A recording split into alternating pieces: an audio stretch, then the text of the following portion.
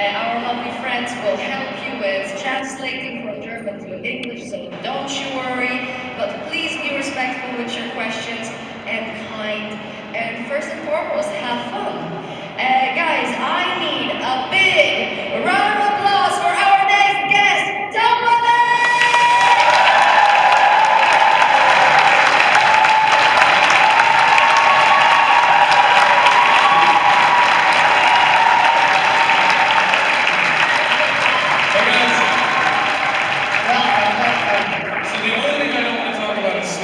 Okay, let's do that. Let's try. Thank you guys for being here. Thank you. Well, it's a pleasure to have you here. Oh, thank you. This is the second day of the 10th anniversary of German Film and Comic Con. Congratulations. Have you been here every year? We do it every year. Have you been here? Oh, yeah. Wow. I'm that old. I'm at least 11. That's much. Yeah. It is such a pleasure to have you here. And guys, were we waiting for Tom? I think I'm pretty excited about you here. I wouldn't have a career if nobody watched it, so thank you guys. Appreciate it. Well, you did a good job, so we watched it. No, thank you. Thank you. So it's a mutual connection. Yes. And of course, the conventions like this, you can meet all of the fans, the fandoms from different shows and movies that you made. And my question is, do you remember maybe your favorite fan encounter, or a story, or maybe there's a favorite tattoo that you saw of your face, or They're never pretty. Huh? They're never pretty. They're never pretty. Or do you remember anything cool that you had to sign? It doesn't have to be this convention, because I presume other conventions have pretty cool fans, but not as cool as us, correct? Okay, more believe. Not as cool as us! There you go. Well, much like life, you go to therapy to try to work through the weird things that have happened, or the bad things. Okay, I'm curious where that's going. A lot of times what you asked me, like, what was the best thing, and the first thing I thought was the worst thing you ever done. Oh, gotcha. But I'll talk about the tattoo first. I've had a couple people come up with like their forearms, and they're like, "Can you sign my arm? Because I'm gonna get a tattoo." I'm always like, "Really?" And then they come back the next day, and it's there. Yeah. And I don't understand that, but go for it. You know? That's pretty cool, no? Yeah. And you know that on this convention there's actually a tattoo salon. I saw people laying down getting tattoos. Wouldn't you like to have an autograph of somebody tattooed on your body? I was gonna get my autograph. Imagine. And then you just can stamp it. I'm not. It's funny because when I first started, well, we talk about this backstage, but generally I'll talk about when I first met my wife. I'm not a tattoo guy, but I want to be. Because I see people with tattoos, I'm like, that's awesome. And then it's like, but me getting a tattoo, I don't have that commitment. If that makes sense. Okay, that's great. Good to know. But I just think, I think one of the coolest things I ever saw was when we were in season 1 of Smallville, we were on the cover of Rolling Stone magazine. We're not supposed to talk about Smallville. Oh, sorry. When I was on Lucifer. Sorry. And it's a long story, I'll try to be short. We were filming like 6 days a week, and they told me Saturday afternoon that I had to work till 6 a.m. and then go to a photo shoot for Rolling Stone magazine, which I know is a big deal, and you should be like, awesome. But I was like, I'm not going, I need to sleep. And I had it turned out that Peter Walker's the head of the studio ended up calling me and being like, you have to do this. And if you ever see the cover of Rolling Stone magazine, it's me, Kristen, and Michael. The look on my face, it's not happy. And I remember the photographer like, okay, let's smile. And I'm not fucking smiling. I don't want to be here. I don't want to do this. I respect what we're doing. I didn't even go that far. But when there's only been like maybe 3 or 4 people, because this is a long time ago, who have come to the table with that magazine, and I'm always just like, wow. That's a good story. Yeah. But But we're glad that you're smiling today. So. Yes, I am smiling. I love Germany. I lived in Germany when I was, I think, 18. Did you? Yeah, I spent a lot of time in Germany. I lived in Munich for 3 months. Okay. I've been to Hanover, some other places that I can't remember, but I'm German and Austrian in heritage. So when I'm here, I feel really comfortable. And as much as I like other countries, sometimes they're very confusing. But what about it? Have you been to France? Oh, don't even get me started. Don't. Sorry, I shouldn't. They're great! Merci beaucoup! I love the cheese! But, you know, I don't want to name it, and sometimes when you go places, you're just like, you don't get it. When I come here, I feel like everybody I've met, I just feel like I'm on the same page. You know? You get it. I just can't believe it's taken so long for me to be here. So, maybe I can come back next year. So if you're away from Germany, is there any specific food that you're missing? You said food, I was going to say beer. Yes, that's also food. It's a type of soup. I mean, when you get one of those well, we call them hot dogs, and you get around calls on when you get that German Wurst with the sauerkraut, you get all that, like, you just can't replicate that anywhere else. It's true because it's just so intense flavors. Yeah. It's just so good. Yeah. Good for you. Yeah. Good for your belly. It is good for you. Yes, I love sauerkraut. Well, thank you so much for answering that. I do have a question about Christmas because I don't know if you know this, but I am a little bit obsessed. What is your favorite Christmas tradition? And maybe your family has a tradition that is very specific for you guys? We actually have a new tradition that my wife and I did. I'm not a fan of artificial trees. It's just, I don't have an allergy, my wife and my kids don't have it. What we did 3 years ago is, I live in Northern California and there's a wilderness. You can go out and you can cut down your own Christmas tree. Really? You have to get a permission, like you have to pay for it. And you go out and you look around and you find a tree and you get it. And we took that tree and we put it in an old, like, you know those, you know what wine comes in? Barrels. Barrel. I was going to say casket for some reason, which yeah. makes no sense.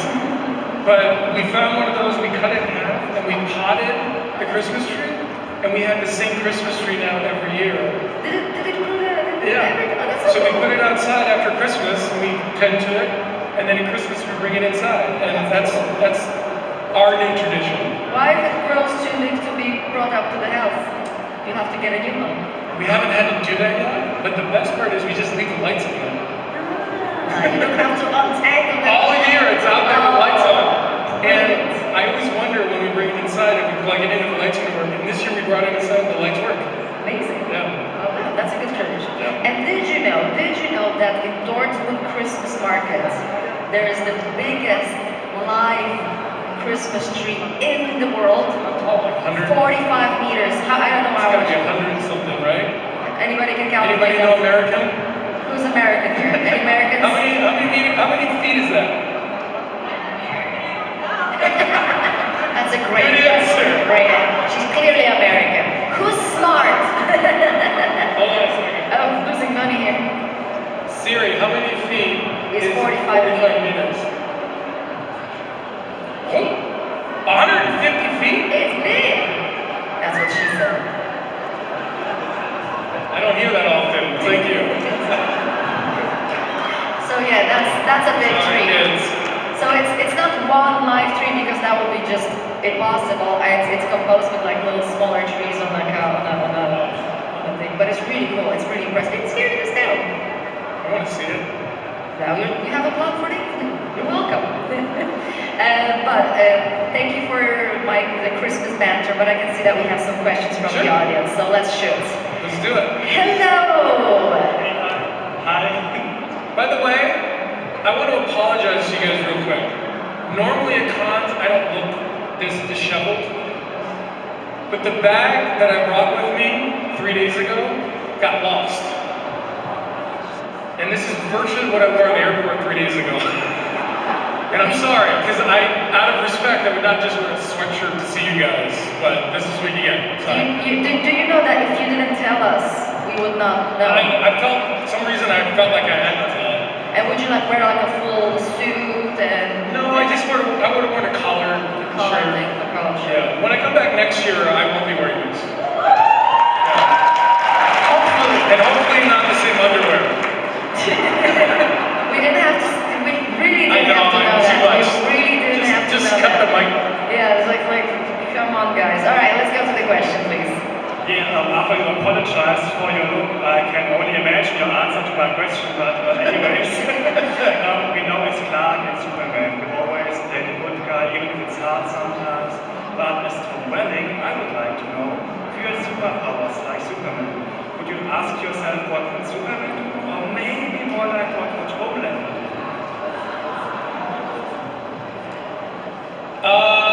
It's a good question because being a father now, I find myself in situations where I have to ask myself, what's the right thing to do here? And I think that has helped me grow a little bit more because it's, with children, it's really not about you, it's about how you help them. So I don't know if that answers your question, but that's how I feel about it. Yeah. I try. It doesn't always work, but I try. Thank you so much. All right, next question, please. Hello. I have two smaller questions. I hope it's okay. It's fine. Okay. My first one is, there's a musical folge on Lucifer. Would you have found it funny if there have been a musical episode in Smallville too? Musical episode in Smallville. Yeah. They tried. Really? But? Yeah. I said absolutely not. I was like, you can do it with the rest of the cast, I'm not doing it. They tried. Because like Buffy the Vampire Slayer, like a lot of shows have done that. I was just like, I'm not doing it. You can write the scene, I'm not gonna, I grew up doing theater when I was a kid and singing, doing musicals, but I just didn't see Clark doing that. If you know what I mean. That's what I told them. The reality is I just didn't want to fucking do it. Well, thank you. Sorry, can you say that? Is that German? Sorry? The F word? Yeah, you're allowed. It's French, it's French. All right, and the second mini question? The second question is, why did you initially turn down the role of Clark? It's not that I turned it down. What happened was in the audition process, I was auditioning, I was like an actor in LA, trying to get a job. And what they were doing is they were having actors come in and only giving them 2 scenes. And they weren't releasing the script. And my manager at the time said, don't go in on this, because if they're not releasing the script, that means they're not prepared. And so we didn't go in on it. And it was a couple weeks later that they hadn't found their Clark. So they went in on a pile of actors that hadn't come in. And the director, David Nutter, called my manager and was like, no, we have something really good here. He invited me into Warner Brothers. I signed an NDA, and I sat in a room with someone who just, this is before cell phones, right? But I sat in a room, and like for some reason somebody had to be in the room with me as I read it. And when I realized this is not a TV show about Superman, it's a show about a kid trying to figure out who he's supposed to be in life, and he has these abilities, right? And I was like, oh, this is good. This is really good. And so it wasn't that I turned it down, I just didn't go in for the audition. And my first audition was the final audition. They had already cast Kristen, and it was me and Kristen, and with like 60 people in a room. And that was the first audition I did. And it was me and a guy, I don't know if you know who he is, Jensen Ackles. And it's him and I in a room, and they're like, who wants to go first? And I knew of Jensen. I was like, man, this guy's handsome. He's like a real actor. And we both looked at each other. We didn't know each other. And I guess, I was like, if you want to go, and he goes, I'll go, because he's confident. And he went in, and then I went in, and I ended up getting the role, and Jensen was obviously on the show, and then he had this little show called Supernatural that did pretty good. and on to bigger, better things and eating great. But yeah, yeah, I didn't turn it down. I just didn't go in. Yeah. Thank you for the question. Thank you. All right. Sorry, I'll try to talk less.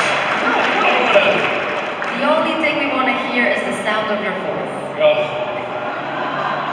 Except for me. I'm not even talking. All right, next question, please. Hello, Robin.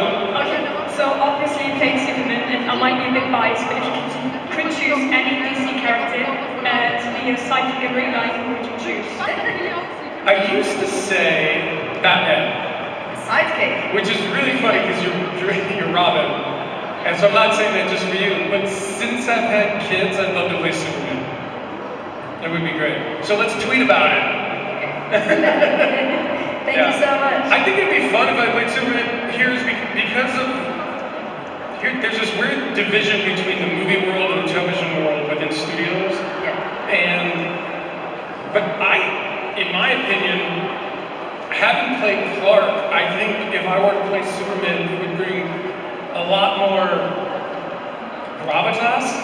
Because you know what I mean? Like if you guys saw me play Superman, you would bring the Clark with you. And I think that would be cool, but that's just my opinion. So. And now here we have Superman. Here you go. Talking about the devil. Hi Tom. Yesterday you signed my action figure, thanks for that. My question, do you know every action figure which exists of you and do you collect them by yourself? Do you have them at home? Do you collect yourself, Tom? That's a funny question. So what I didn't know early on, I'm not a collector. Like, I might buy stupid things, but I don't collect anything. Like Michael Rosenbaum who played Lex, he's a collector, and he knew to steal things from Smallville sets. I don't have anything from it. Because if I could go back, I would steal everything. I would say this is mine, this is mine. But I did go on right before COVID, I went around and bought all what are the not bobbleheads, but Funkos. And I have like 8 of them, and I bought them all. And I brought them home and I put them on a shelf, not like in the living room, but my kids found them and destroyed them all. And since then, I'm trying to find them, but now they don't make them all anymore, and they're hard to find. So I'm still searching for them. You were sitting on the fortune, Sarah. Yeah. Now it's gone. Yep. Kids. So, yeah. So I bet you are collecting Supermans. Is it Yeah. only Tom or all of the Supermans? No, I have full room. I did have one of you probably know this, but the original Clark Kent they did that had the green, it looked like broccoli, but it was supposed to be kryptonite. You know, Clark's like sitting like that. And I had one of those, and one of my sons found it and destroyed it. Oh, So, those kids. I guess if you collect, you have to be better at keeping away from your kids. Just put it higher. Yeah, I need a safe. You need shelves. Yeah. Thank you so much. Like a Lex Luthor safe. Yeah. Thank you so much. Thank you. All right, next question, Louise. Hi, nice to see you again. I have 2 questions. One, what made you interested in becoming a director? Because you also directed some episodes of Smallville, and later on Just you also seven. became executive producer as well. So, I found myself very interested in the process of what we were doing, and I also wanted more access to knowledge of why we were doing what we were doing. I mean, that's actually the answer, because as an actor, they don't always tell you everything, because it's like a need-to-know basis kind of thing. But when you become an executive producer, they have to answer your questions, and that's what I did. And the directing thing was, I just found myself feeling like I had something to express. And, you know, the first time I directed, it's like bowling with bumpers. If you guys know what I mean, when you go to the bowling alley with kids, and, you know, they put the bumpers on to make sure that they can't hit gutter balls. I was really protected the first time. Like, everybody's like, yeah, you're directing, but like... You're playing and not directing. Yeah. But as time went on, I felt like within the box of what Smallville is, I could play and elevate the material. And there's nothing better than I find that when you give an actor direction and you roll the camera and it happens, that spark is magic. And it's really just a wonderful thing to do. Great. Yeah. And my second question, yes, you mostly played Clark Kent, but you also played, let's say, other versions like Red Kryptonite Clark, Kal-El, Bizarro, Clark Luthor, and which of these characters did you enjoy the most? The Red Kryptonite Clark, I really like because the way they wrote it, excuse me, they wrote it angry. Like Clark was just angry. And I was like, I don't see it that way. I think Clark on Red Kryptonite just has no concern about repercussions of his actions. And that's how I played it. Like he just didn't care what happened. So I didn't want to play him angry, so that was a lot of fun because you went from playing this high school kid and was like always trying to do the right thing and worried about everybody to just being like, who cares? And so that was a lot of fun. And then my favorite episode of Small was Transference, where Lionel Luthor and I switched bodies. And that was fun because John Glover is the best actor I've ever seen in my life. And I had to like step into his character's shoes. And that was just a fun and acting experience for sure. Thank you. No, thank you. And if I can just add to that first question, do you have anything right now, any projects that you're producing or directing that you would like to tell us about? Currently I'm unemployed. Perfect, that's a great answer. I don't know if it's out here yet, but I did a movie that came out in the States a couple months ago called Mafia Wars. Okay. Which was a lot of fun. I play like a good cop that has to do bad things in Rome. But I don't know if it's available here yet, but that's the most recent thing, so keep an eye out for that. All right, great, thank you. Next question, please. Hello again. Hi. Jen. Welcome again to Germany. Thank you, Jen. Yeah, I have two questions. My first question is, what are the moments that you will not forget during the time that you're doing Smallville? The moments that we will never forget. Oh. I want to forget everything. I mean, there's a lot that I do forget, don't get me wrong, like the podcast I do with Michael. There's episodes that I watch, I have no recollection of being there. Like, literally, I'm like, Michael's like, you got any stories? I'm like, I don't know. I don't remember being there at all. But I think the ones that I embrace the most are times when like things aren't going great, but like you look at the other actor and you're like, we gotta figure this out. James Marsters, who was on the show, who played Brainiac, sorry, thank you, I'm jet lagged. Him and I were in a scene once, and it was just like a talky scene, and I was just like tired or whatever, and he put his hand on my shoulder and he goes, there's only one way home. And I was like, what? He goes, and it's through this scene. And you just recollected my thoughts of like, we gotta do this. Because I was distracted, I was tired or whatever it was, and he just kind of brought me back to it. That's one of my favorite moments from the entire series. I mean, I can go on and on and on. There was a scene in one of the episodes I directed, and I was so busy directing, and it was a scene between me and Allison, and we set up the shot and everything else, and we were about to film, and I realized that I didn't know my lines. Oopsie. I never learned my lines from the scene. And I went to the DP, Glenn Winter, who was awesome, and I looked at him and I was like, dude, I'm so sorry, but I'm not ready. And he's like, what are you talking about? I don't know my lines. And he goes, okay. He called Allison over, and I said to Allison, I don't know my lines. And she goes, let's go. And we went over to the side, and we just ran the lines like 2 or 3 times, and then we were ready. And then we shot the scene. And that's sort of like team effort, I think really carried Smallville over 10 years. Yeah.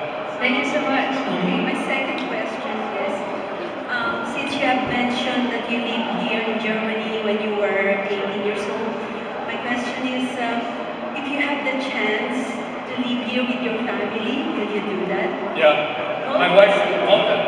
Yeah. This is like where horses come from. She would love that. Okay, thank you very much. She was going to come here, we were going to spend a month here. We found out that her and my son's passports were expired. Oh. But we were gonna make a thing of it. Next time. Okay, Thank thank you very much. Thank you. And guys, we have time for two last questions, okay? But short. Thank you. Hi Tom, and thanks so much for coming here. And massive thank you for the talk, Bill. Oh, great, Guys, thank you. it's so therapeutic, honestly. Damn, who's that? Like talking to best friends. Thank you. And my question is, let's imagine for a second that Jensen got that role of Clark Kent back in 2007, and if it was up to you, which other small character would you play? Which other character would I play? Others. Yeah, if you didn't get the role of Clark Kent, who would you like to be there? I mean, I'm a smartass, so I'd say Lana Lang, but that's not gonna happen. I always thought that we should have had a Bruce Wayne pass through. Even if Clark didn't meet him, I think Lex Luthor should have met him.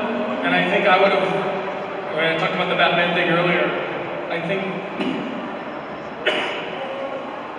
I don't think I can play any other character on Smallville. I can't, no. Maybe a security guard? Security guard number two. Yeah, exactly. The one who does nothing in the Luthor Mansion. You'll be I great. mean, Lex Luthor is the worst security team in the world. Yeah, sure. Yeah. Thank you so much. Thank you. All right, and we have time for one last question, so no pressure, but please make it good. Oh, Russia. Hi, Tom. Hi. As Smallville ended, did you take some props with you? I didn't take anything. Not one thing. Not one thing. Not one thing. I was so happy to be Just gone. memories. No, actually, I mean, this is so going in, we had a gift. Going into season 10, we knew it was our last season. They told us.